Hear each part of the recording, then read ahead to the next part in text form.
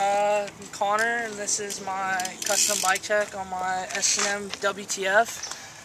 Front wheel is a simple hub, Primo spokes, and a E-Clat X Otis front rim with fit FAF 2.25 turquoise tires. Animal headset, S&M Race XLT top load stem with a 53mm reach. United Grande bars, the Nathan Williams signatures, 29 width, I think 8.25 rise. ODI grips, ODI bar ends, S&M WTF frame with the 21-inch top tube. Colony Collineal V2 cranks in the, I don't know, whatever color you would call it. Odyssey trail mix pedals sealed.